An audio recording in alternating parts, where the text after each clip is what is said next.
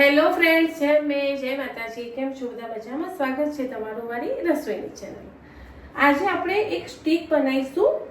એમાં કોઈ લોટનો ઉપયોગ નહીં કરીએ. સોજી લઈશું અને પનીર લઈશું.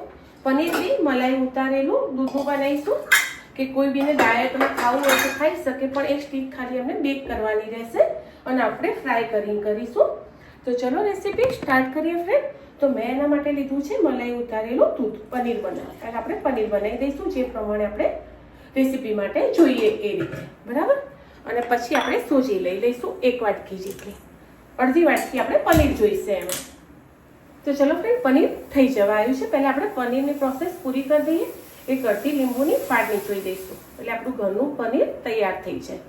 આ છે તદ્દન ડાયટ પનીર, કારણ કે આપણે મલાઈ એની પ્રોપર ઉતારી દીધી છે. 1 દિવસ અગાઉથી ગરમ કરી દીધેલું હતું એટલે અત્યારે એમાં કોઈ વધારે પડતા ફેટ નથી, બરાબર. હવે આને આપણે લઈ લઈશું અને ગરમા ગરમ જ આપણે આપણી સોજીમાં એડ કરી લઈશું. એટલે આપણે સોજી ગરમ કરવાની, બાફવાની, બોઇલ કરવાની કોઈ જરૂર પડે નહીં. તો ચલો, જો પનીર થઈ ગયું છે ને ફટાફટ એને આપણે ગાળી લઈશું. આમાંથી કોઈ બધી વસ્તુ કાઢવાની બી જરૂર નથી, બધું પાણી.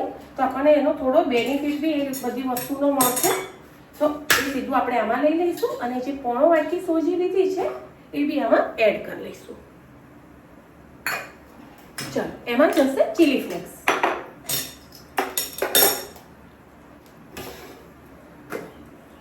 ઓરેગાનો એડ કરવો હોય તો છોકરાઓ માટે કરી શકો છો તમે, અને ટેસ્ટ અનુસાર મીઠું, બસ. બીજું કશું જ આમાં જશે નહીં.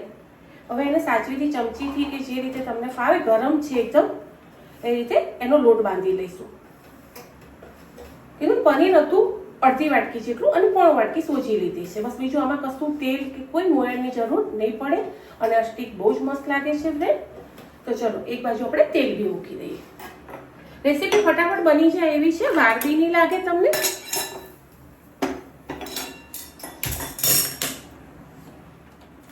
અને થોડી ક્રિસ્પી બનાવવા માટે આપણે 1 ચમચી જેટલો ચોખાનો લોટ એડ કરી લઈશું. ઓપ્શન છે, ના એડ કરો તો બી ચાલે. આની જગ્યાએ તમે જુવારનો લોટ કાં તો પછી ચણાનો લોટ બી એડ કરી શકો છો. 1 જ મોટી ચમચી ભરીને લઈશું, બસ આટલું જ. એનાથી થોડી ક્રિસ્પી બને. બાજુમાં તેલ બી મેં મૂકી દીધું છે. ચલો, આ રીતે થઈ ગયું છે. મીઠું આવ્યું. તીખાશની જગ્યાએ આપણે ચીલી ફ્લેક્સ લીધા છે. વાર લાગતી નથી. 5 થી 7 મિનિટમાં છોકરાઓ માટે હેલ્ધી નાસ્તો બની જશે. ખાલી પનીર ગરમ હોય એના ભેગી સોજી એડ કરી દેવાની. ચલો, એને બાઇન્ડિંગ મસ્ત મળી ગયું છે. પરફેક્ટ લીધું હતું. અડધી વાટકી જેટલું મેં પનીર લીધું, અડધીથી દબાઈ, મતલબ સારું એવું અડધી વાટકી. પોણે વાટકી જેટલી મેં સોજી લીધી અને ટેસ્ટ અનુસાર મરચું અને મીઠું લીધું, ચીલી ફ્લેક્સ, બસ. આમાં તમે ચીલી ફ્લેક્સની જગ્યાએ મરી પાવડર બી એડ કરી શકો છો. કશું જ કરવાનું નથી ફ્રેન્ડ. આ રીતે તમારે ખાલી હાથથી દબાઈ જે શેપ આપવો હોય તમે આપી શકો છો. નીચે ઓરસીઓ કે થાળી કે કોઈ બી પ્લાસ્ટિક રાખશો તો બી તમને વધારે મજા આવશે કરવાની. અને હાથથી કરવું હોય તો આ રીતે સ્ટીક કરી લેવાની. કંકુવાળો હાથ છે મારો, પણ મેં પરફેક્ટ ધોઈ લીધેલો છે. અત્યારે નવરાત્રી ચાલે, બધાને ખબર હશે ફ્રેન્ડ. એટલે પૂજાપાઠ બધાના ક્યારે થતું જ હોય છે. ચલો, આ રીતે સ્ટીક કરી લીધી છે મેં. તમારે જે ડિઝાઇન આપવી હોય તમે આપી શકો છો. તેલ ગરમ છે મારું, તો ફટાફટ હું એને તળી લઈશ. ઓવર ગરમ નહીં જોઈએ, માપનું જ જોઈશે, બરાબર. આ રીતે તમે જે રીતે તેલ મૂક્યું હોય એટલી અંદર એડ કરીશું. આ તમે એમને બી સવારના નાસ્તામાં કરી શકો છો. હેલ્ધી નાસ્તો છે. ખાલી ફ્રાય ના કરવી હોય તો થોડે બેક બી કરી શકો છો. નોર્મલ બી બેક કરી શકો. આપણે જે રીતે ઘરે પીઝા ને એવું બધું બનાવીએ ને એ જ રીતે. તો ચલો, ફટાફટ આપણે આપણી સ્ટીક બનાવી દઈશું.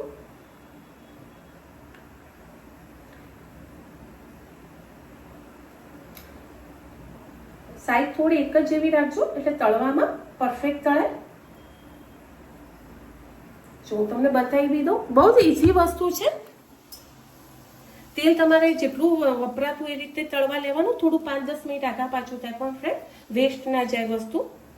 તમે આ રીતે થાળીમાં બી કરી શકો ઇઝી રીતે, વધારે વાસણ ના બગાડવા હોય. જો કેટલી પરફેક્ટ રીતે થશે, ઠીક છે. આ રીતે પછી એને છોડ. આનાથી પતળી બી સારી લાગે ફ્રેન્ડ, પણ થોડી જાડી હોય ને તો સારું રહે, ફટાફટ બની બી જાય. અને છોકરાઓ શું ગણતરીથી ખાતા હોય ને તો આ રીતે આપણે એમને જેટલી ખવડાવે એટલી ખવડાવી બી શકીએ અને હેલ્ધી છે. નાની મોટી ભૂખ હોય, રાત્રે જમવામાં કંઈ વધારે ના બનાવવું હોય તો બી આ વસ્તુ તમે બનાવી અને ખાઈ શકો છો. છે ને મસ્ત. અને તળે જઈશું ને બનાવી જઈશું ફ્રેન્ડ. તો ચલો ફ્રેન્ડ, સ્ટીક થઈ ગઈ છે. આમાં કલર તમારે જેવો ડાર્ક લાઇટ જે લાવવો હોય એ તમે લાવી શકો છો. મેં થોડો ડાર્ક કલર કર્યો છે કે બહારથી થોડી એકદમ મસ્ત ક્રિસ્પી લાગે અને અંદરથી સોફ્ટ લાગે એવો હું તમને બતાવું. જો કેટલો મસ્ત લાગે છે. હવે આમાં હું આમાં હું હવે બીજી જે કરી છે પતળી એ એડ કરી લઈશ. એ મેં થોડી પતળી કરી છે. આપણને બે જોઈએ કે કેવી સારી રહેશે. બરાબર, આ રીતે પરફેક્ટ રીતે તમારે થાળીમાં કરશો ને એટલે પ્રોપર એનો શેપ બી આવશે અને એક બધી સાઈડથી સરખી થશે.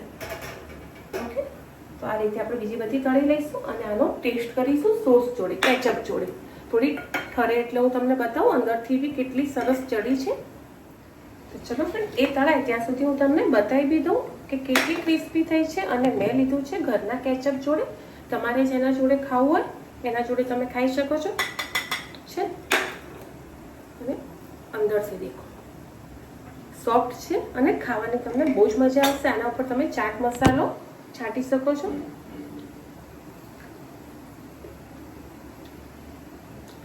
એકવાર ટ્રાય કરજો ચોક્કસથી. જો તમને અંદરથી વધારે સોફ્ટ જોઈતી હોય ને તો 1 ચમચી જેટલું બટર એડ કરી દેજો તો વધારે મજા આવશે.